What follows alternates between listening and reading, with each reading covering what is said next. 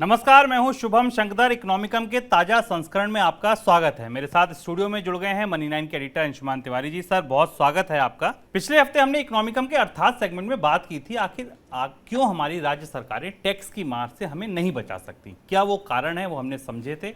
सभी दर्शकों ने इस विषय को काफी पसंद किया, अपनी मूल्यवान प्रतिक्रियाएं आप लोगों ने हमको भेजी। अब हम ये जानते हैं अंशुमान जी से कि इस हफ्ते वो अर्थात में क्या नया लेकर आए हैं हमारे लिए, जिसको हम इस हफ्ते समझेंगे। सर, अर्थात का विषय क्या है इस बार? शुभम, अर्थात में और इकोनॉमिकम में आपका भी स्वागत है और सारे दर्शकों का स्वागत है। और आप सबकी प्रतिक्रियाएं, प्रश्न हमें बहुत प्रोत्साहित करते हैं, प्रेरित करते हैं और हमें महसूस होता है कि हम जो कर रहे हैं या जो चीज़ें हम आपके सामने ला रहे हैं वो निश्चित तौर पर आपके लिए बहुत मूल्यवान है जानना। और वैसी ही एक ज़रूरी चीज़ या एक बहस को हम आज पकड़ने की कोशिश कर रहे हैं। रूस पर यूक्रेन के युद्ध के बाद मुद्रा बाजार को जानने वालों की दुनिया दो हिस्सों में बंट गई है इसको।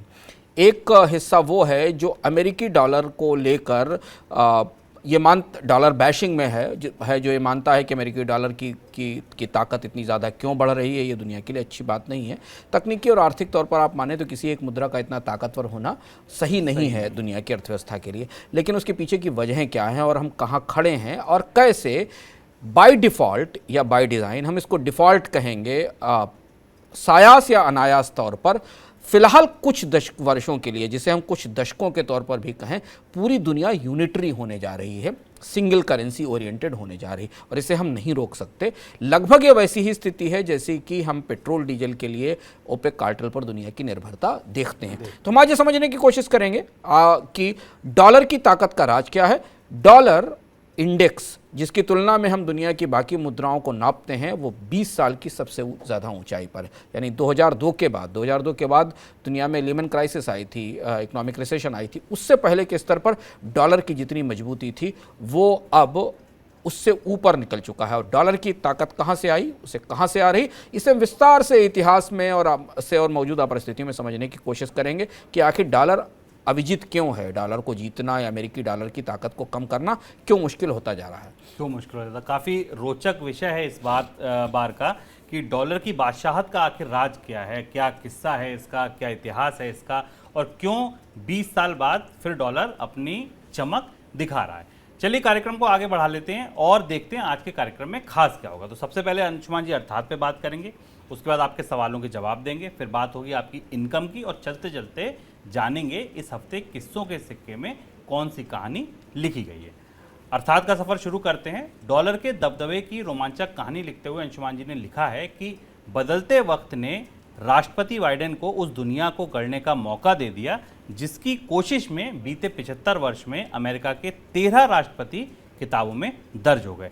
सर, कौन सा वो सपना था और कौन सी वो कोशिशें थीं जो अमेरिका के इतने सारे राष्ट्रपति कर गए, नहीं हो पाई और बाइडेन उस मौके पर पहुंच गए हैं? शुभम, अमेरिका के राष्ट्रपति जो बाइडेन को इतिहास में क्या जगह मिलेगी ये तो वक्त बताएगा। अमेरिका के राष्ट्रपतियों का इतिहास भी उतना ही रोमांचक है जितना अमेरिका का इतिहास है और इसलिए अमेरिका के राष्ट्रपतियों की सूची में हर राष्ट्रपति कुछ ना कुछ अलग तरीके से पहचाना जाता है और एक लंबी परंपरा रही है।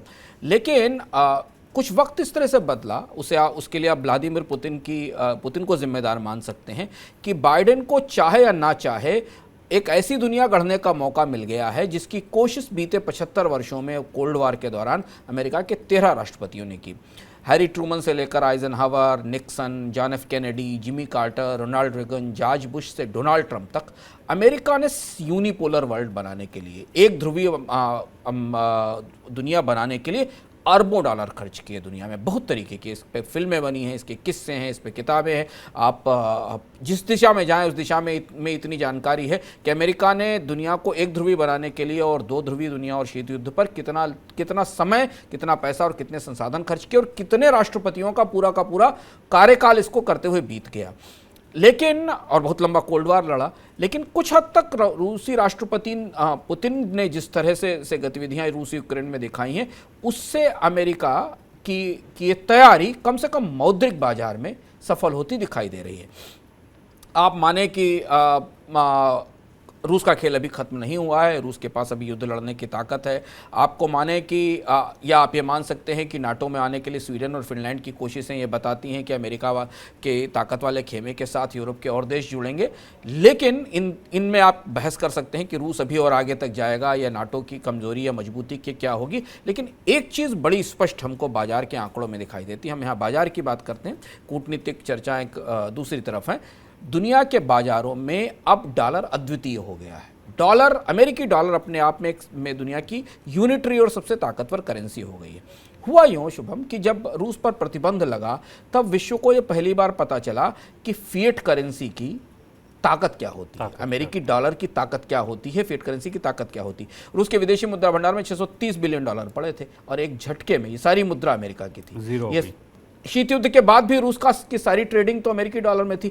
एक झटके में अमेरिका ने फिएट करेंसी के मालिक होने के नाते एक बटन दबाया और वो सारा का सारा विदेशी मुद्रा भंडार बेकार हो गया या उसका इस्तेमाल से रोक दिया गया। क्योंकि फिएट करेंसी का मालिक है अमेरिका, तो इस तरीके की सजा देने की ताकत भी रखता, और इसका नतीजा ये हुआ कि ये फैसला रूस के खिलाफ हुआ और असर चीन तक गया। चीन भी बहुत हद तक अपने विदेशी व्यापार को लेकर, स्विफ्ट सिस्टम से बाहर किए जाने की चीज़ों को लेकर डगमगा गया।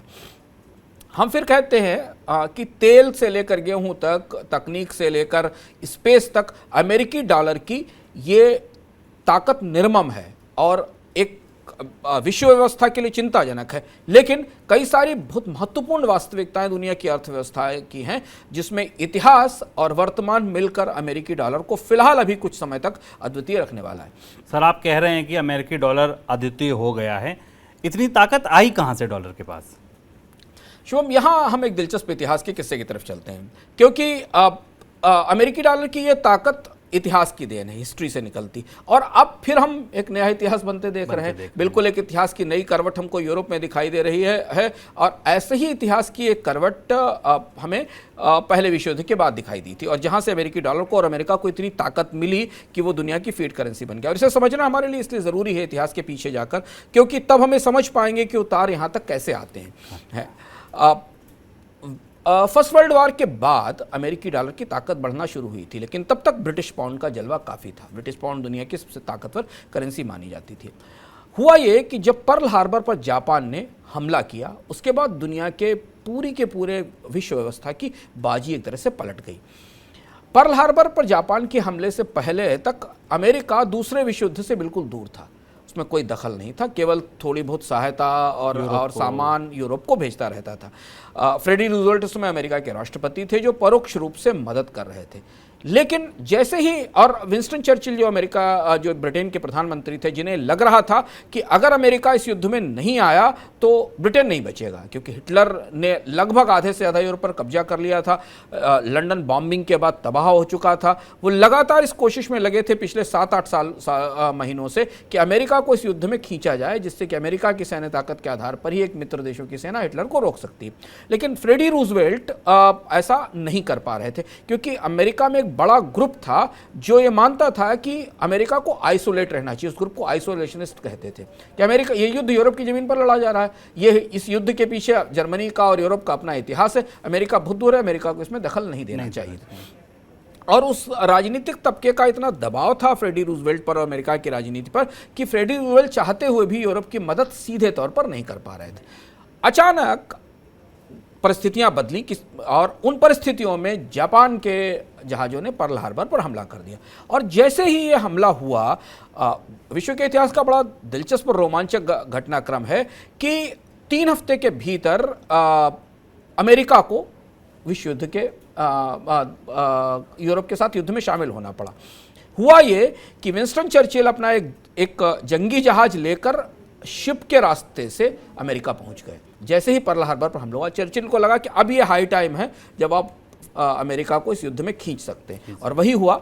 चर्चिल पहुंचे, चर्चिल की परसुएशन पावर थी, चर्चिल ने एक लंबा समय बिताया। उस दौरान क्रिसमस का पीरियड था अमेरिका में, उन्होंने एक लंबा समय बिताया और हिटलर के खिलाफ दूसरे विश्व युद्ध में शामिल होने के लिए अमेरिका को राजी कर लिया गया ब्रिटेन की तरफ से। और यहीं से दुनिया के आर्थिक संबंधों में और मौद्रिक व्यवस्था में अमेरिका का सबसे मजबूत दखल शुरू होता है। जैसे ही पर्ल हार्बर पर हमले के बाद अमेरिका ने घोषणा की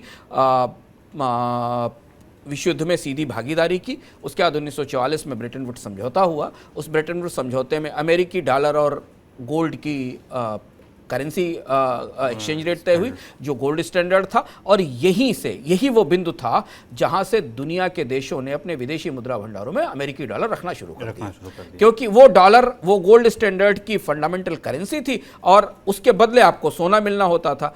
तो 1945 में जब हिटलर की मौत हुई, एक साल बाद, ब्रेटन वुड्स बनने के एक साल बाद तक, तब तक यूरोप की और दुनिया की अर्थव्यवस्थाओं में अमेरिकी डॉलर का प्रभुत्व स्थापित हो चुका था। यानी अमेरिकी डॉलर एक तरह से परोक्ष रूप से दूसरी विश्व युद्ध में अमेरिका की तरफ से अमेरिकी डॉलर का प्रभुत्व, दूसरे विश्व युद्ध में अमेरिका की जो दखल और जीत में जो मदद थी, उसके बदले अमेरिकी डॉलर को मिला प्रभुत्व था जो यूरोप ने उनको दिया था। गोल्ड स्टैंडर्ड तो खत्म हो गया। चार्ल्स डिगॉल ने लंबा अभियान चलाया। हम लोगों ने किस्सों के सिक्के में किस पर पूरे एपिसोड भी किया, जो लोग देखना चाहें वो जाकर उसे देख सकते हैं कि चार्ल्स डिगॉल ने गोल्ड स्टैंडर्ड को ख़त्म करने में कैसे अमेरिका को परेशान किया। लेकिन 1971 में वो अभियान सफल रहा।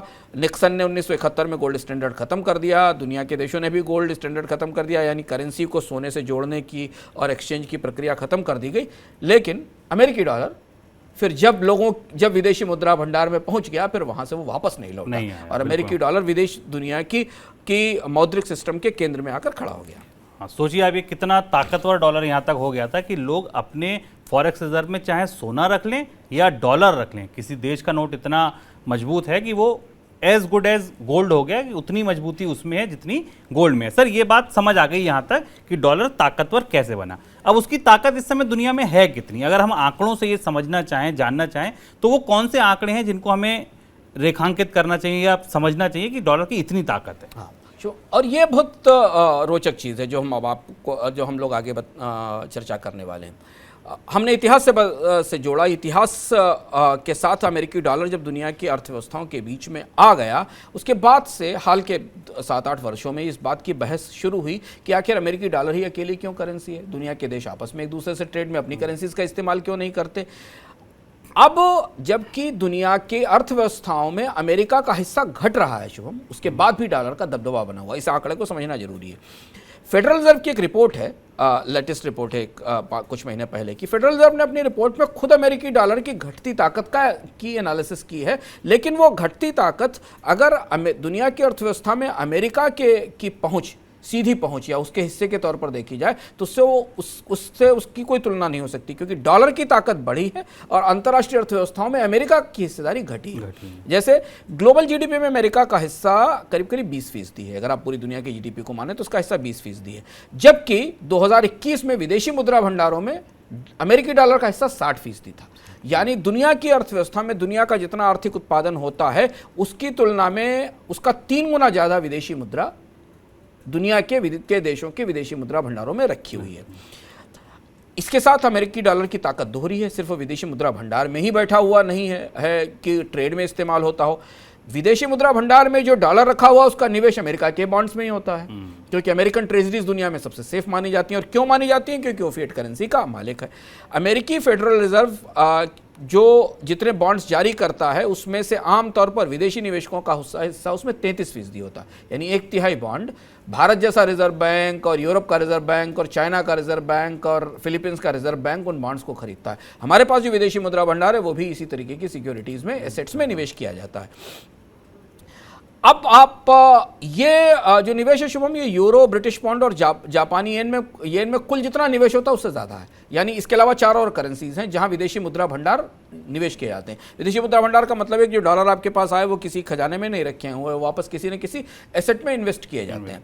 तो 4 ही बड़ी एसेट्स हैं जहां पर दुनिया के देश अपने विदेशी मुद्रा भंडार का निवेश करते हैं। वो डॉलर बैक्ड एसेट्स होती हैं, यूरो बैक्ड होती हैं, ब्रिटिश पाउंड और जापानी येन एसेट्स होती हैं। तो यूरो, ब्रिटिश और जापानी येन और कुछ हद तक स्विस फ्रैंक से रिलेटेड एसेट्स होती, उनकी तुलना में डॉलर में निवेश सबसे ज़्यादा है। यानी जितने डॉलर छापकर अमेरिका दुनिया को देता है, उसका एक बड़ा हिस्सा विदेशी मुद्रा भंडारों से घूमकर वापस उसी के पास अमेरिका के बॉन्ड्स में निवेश पे, अमेरिका के ट्रेजरी बिल्स में पहुंच जाता। और यही वो अमेरिका की मॉनेटरी पावर, ताकत और साख का चक्र है ये बड़ा चक्र है जिसे तोड़ना अब बहुत मुश्किल लगता है। एक और दिलचस्प आंकड़ा इसमें हमें मिला जो अमेरिकी फेडरल रिजर्व से मिलता है कि दुनिया में नकदी के तौर पर भी, जबकि डिजिटल पेमेंट्स हैं, क्रेडिट कार्ड्स और बहुत सारे डिजिटल पेमेंट्स का सिस्टम है, उसके बाद भी दुनिया में नकदी के तौर पर डॉलर का इस्तेमाल लगातार बढ़ रहा है।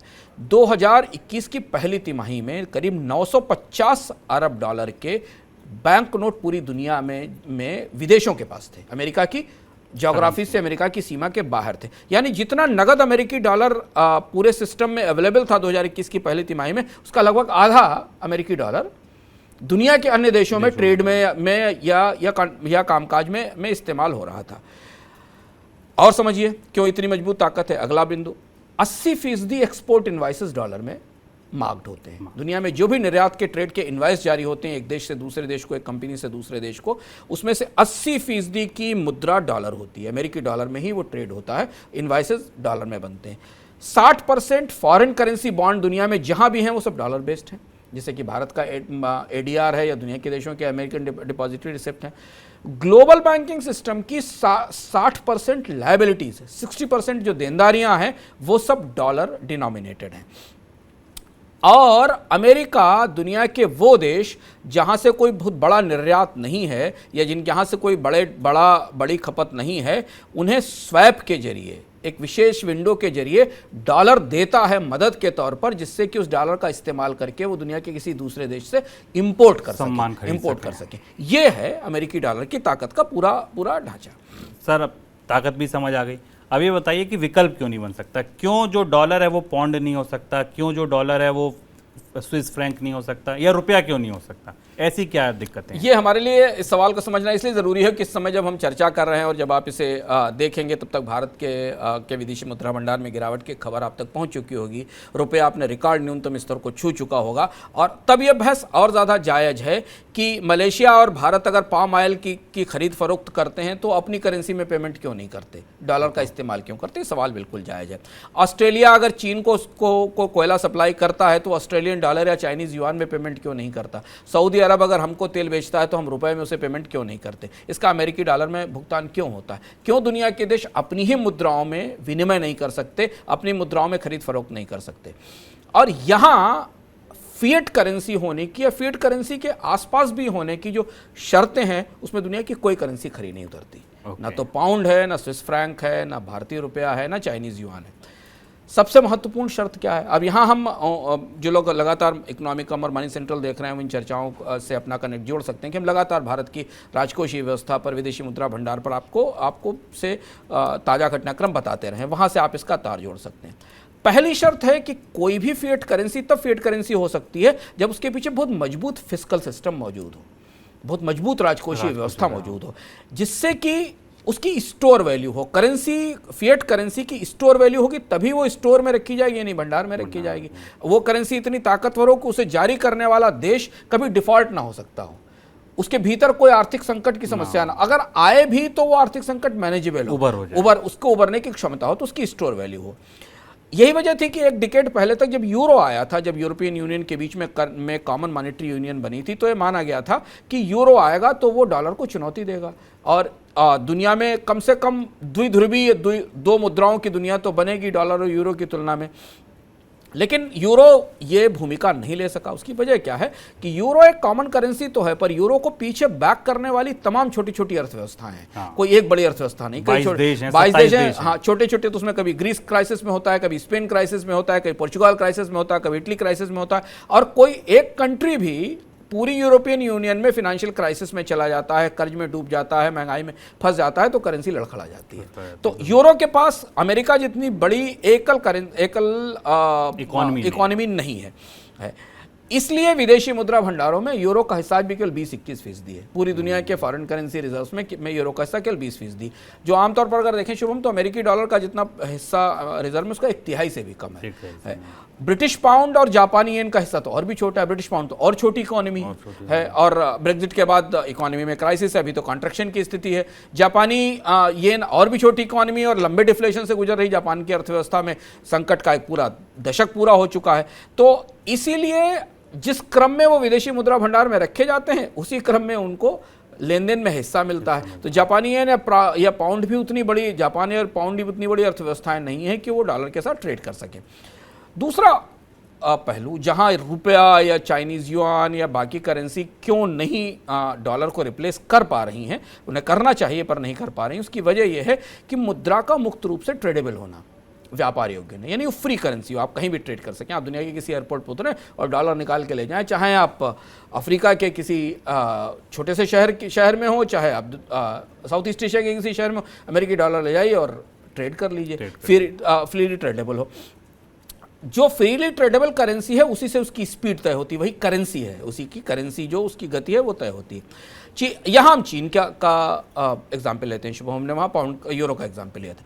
चीन के युआन को ये माना जाता था कि वो ट्रेड करेंसी के तौर पर अमेरिका की डॉलर की को चुनौती दे सकती है, लेकिन चीन की करेंसी फ्री ट्रेड के लायक नहीं है, क्योंकि चीन दुनिया का सबसे बड़ा निर्यातक है, चीन दुनिया का सबसे बड़ा एक्सपोर्टर है, और चीन जानबूझकर अपनी करेंसी को इस तरह से मैनिपुलेट करता है कि उसके निर्यात सस्ते रह सकें, कमजोर रखता है, तो कमजोर रखता है। तो वो जानबूझकर एक कमजोर मुद्रा है, और इसलिए, और उसके के मुद्रा के तरीके भी, मुद्रा भंडार को मैनेज करने के, करेंसी को चलाने के तरीके भी ट्रांसपेरेंट नहीं, और इसलिए दुनिया के विदेशी मुद्रा भंडारों में युआन 2% भी नहीं है। तो आप जितनी भी बातें सुनते हो कि चीन आने वाले समय में बड़ी ताकत है या चीन के, लेकिन चीन की करेंसी, चीन अपने आप में बड़ी आर्थिक ताकत है, पर चीन अपने आप में बड़ी निर्यात आर्थिक ताकत है। चीन की करेंसी उतनी बड़ी ताकत नहीं है कि दुनिया के लोग के देश, वो उतनी बड़ी ताकत भी नहीं जितनी यूरो या पाउंड या जापानी येन है ट्रेड के लिहाज से, क्योंकि चीन की करेंसी एक एक्सपोर्टर कंट्री की करेंसी, और एक्सपोर्टर कंट्री को तभी ये फायदा होगा जब वो अपनी करेंसी को वीक रखेगा, और अगर आपकी करेंसी कमजोर है तो आपसे कारोबार करने वाले आदमी को हमेशा नुकसान होगा, क्योंकि आपका उत्पाद उसके उत्पाद से सस्ता होगा।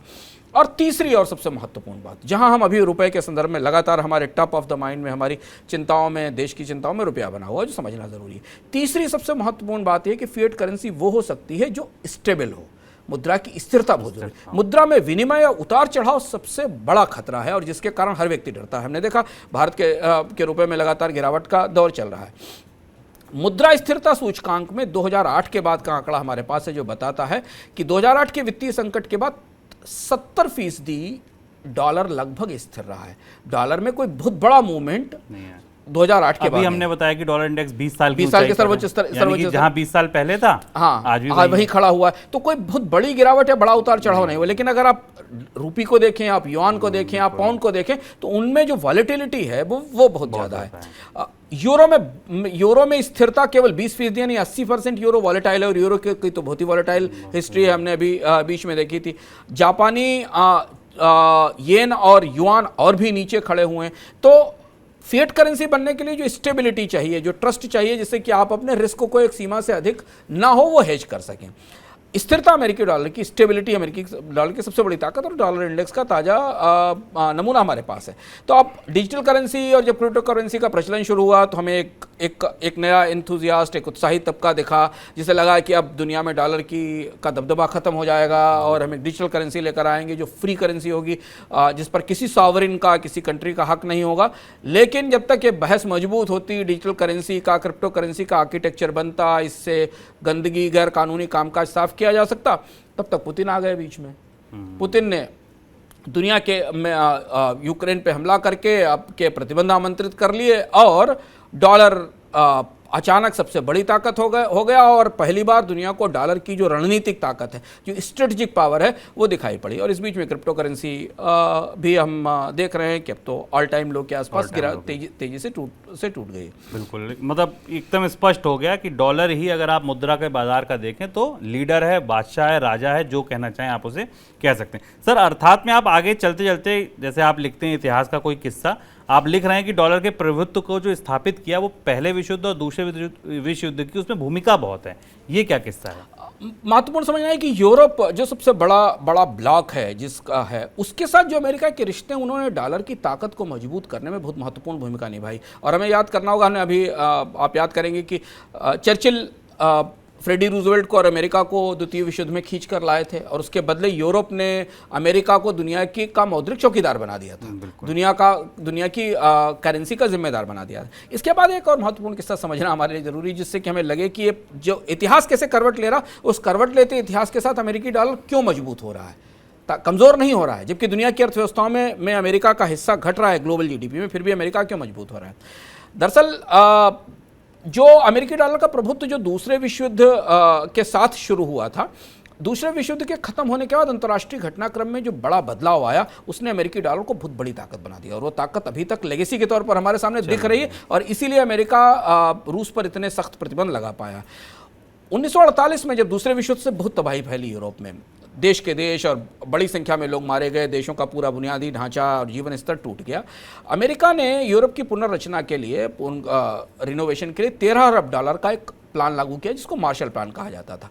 अमेरिका के विदेश मंत्री थे जॉर्ज सी मार्शल, उन्होंने एक पूरा रिस्ट्रक्चरिंग प्लान बनाया था यूरोप को नए सिरे से रीबिल्ड करने के लिए। $13 अरब का ये प्लान था।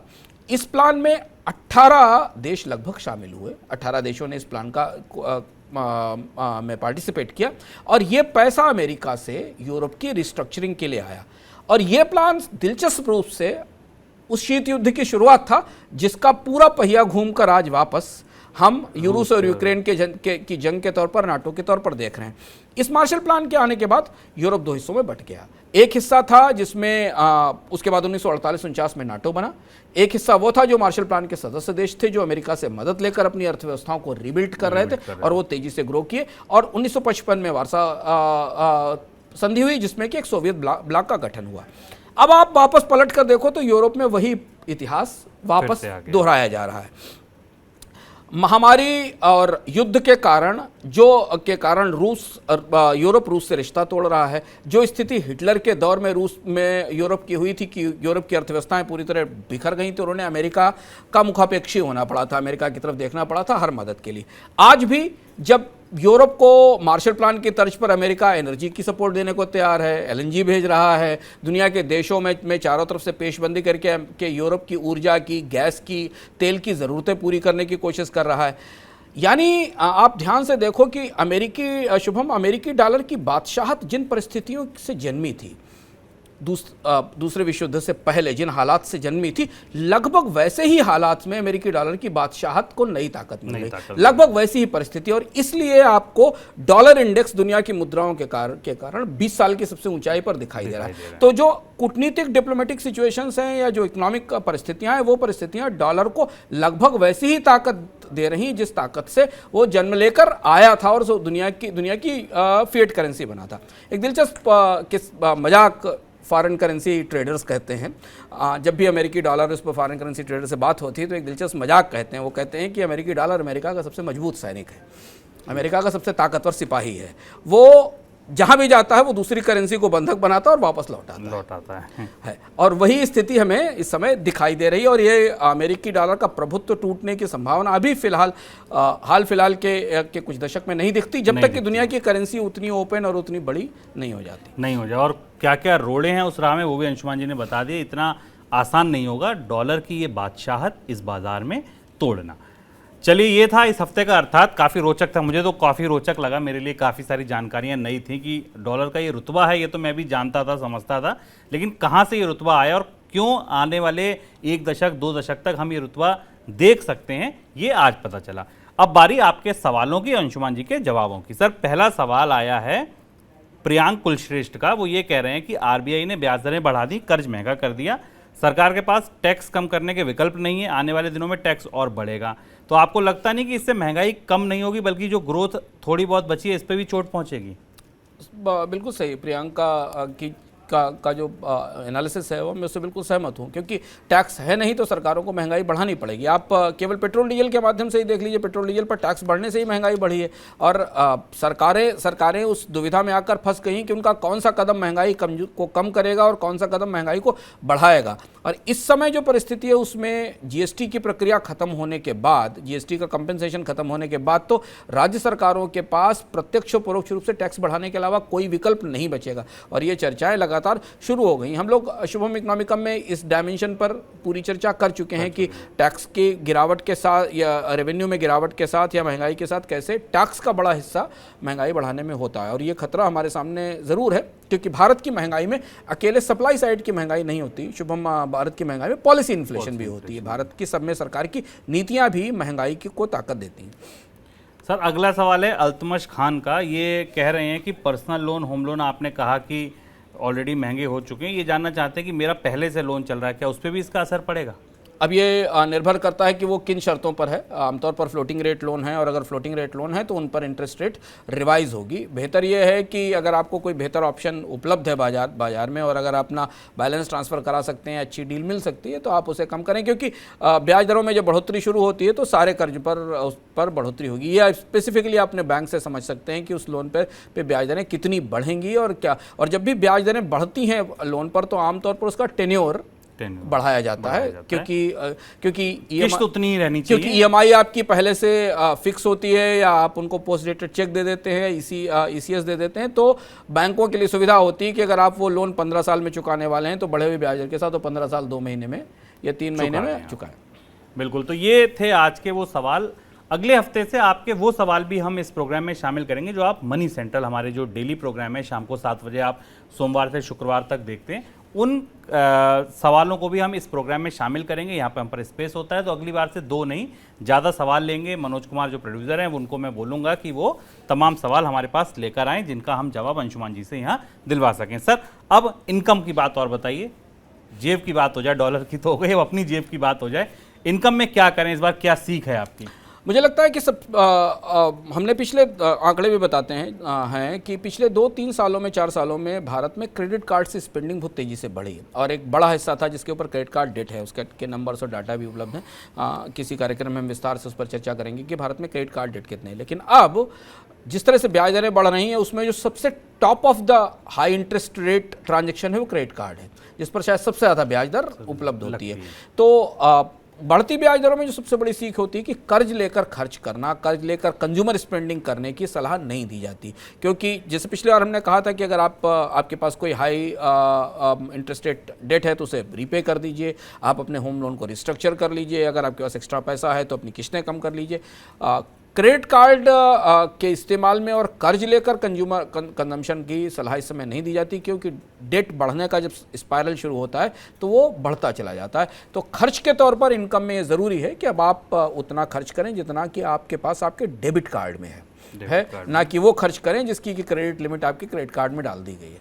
बिल्कुल, अंशुमान जी कह रहे हैं कि आप अपनी चाहत में और अपनी ज़रूरत में फ़र्क करें, ज़रूरत खर्च करें, चाहत अभी कम से कम कर्ज लेकर छोड़ दें, कर्ज लेकर घी ना पिए, मतलब आप ये कह रहे हैं। ठीक है सर, अब चलते चलते ये बता दीजिए किस्सों के सिक्के में क्या कहानी लिखी इस बार आपने? किस्सों के सिक्के की बड़ी दिलचस्प कहानी है इस बार। आप देखेंगे कि हमारे लिए, हम अभी अमेरिका में ब्याज दर 50 बेसिस पॉइंट बढ़ी है, भारत में ब्याज दर करीब 40 बेसिस पॉइंट बढ़ी है, अमेरिका में 3-3.5% के आसपास की बॉन्ड यील्ड है और पूरी दुनिया को एकदम पसीना आने लगा है। स्टॉक मार्केट के इन्वेस्टर ये कह रहे हैं कि फेडरल रिजर्व सब बर्बाद कर देगा और दुनिया की अर्थव्यवस्थाएं संकट में चली जाएंगी। बहुत लंबा समय नहीं बीता है शुभम, सिर्फ 20 साल पहले अमेरिका में ब्याज दर 20% थी, 20% की इंटरेस्ट रेट थी और 11% की इन्फ्लेशन थी। क्या था वो दौर, क्या किस्सा था, और क्यों अमेरिका में 28 मार्च को जब बॉन्ड मार्केट में इन्वर्टेड यील्ड कर्व दिखाई दिया तो लोगों को 2 लोग याद आए, जिमी कार्टर और पॉल वॉलकर। और क्या किस्सा था पॉल वॉलकर का, कैसे अमेरिकी अर्थव्यवस्था को महंगाई से निकलने में मंदी से हाथ मिलाना पड़ा और एक छोटे अवधि की मंदी झेलनी पड़ी, और क्यों जब इस समय ब्याज दरें अमेरिका में बढ़ रही हैं तो लोगों को इन्वर्टेड यील्ड कर्व दिख रहा है, उस इन्वर्टेड यील्ड कर्व में उन्हें वो 80-81 की छोटी मंदी याद आ रही। इस किस्से को समझने की कोशिश करेंगे, कैसे अमेरिका की महंगाई परेशान हुई थी और कैसे वहाँ लोगों को महंगाई से हराने के लिए इनाम दिए जाते थे। बिल्कुल, मतलब ऐसा लग रहा है इस मोड़ से जाते हैं वही वाली स्थिति आ गई है। बहुत शुक्रिया आप लोगों का जुड़े रहने के लिए, आज के इकोनॉमिकम का हमारा साथ देने के लिए। सर आपका ही बहुत शुक्रिया तमाम अर्थात को समझाने के लिए, आप सवालों के जवाब देने के लिए। आपसे अगले हफ्ते फिर मुलाकात होगी 11:15 बजे रविवार को, और कल शाम को मिल रहा हूं आपके साथ मनी सेंट्रल में। तब तक के लिए दीजिए इजाज़त, नमस्कार।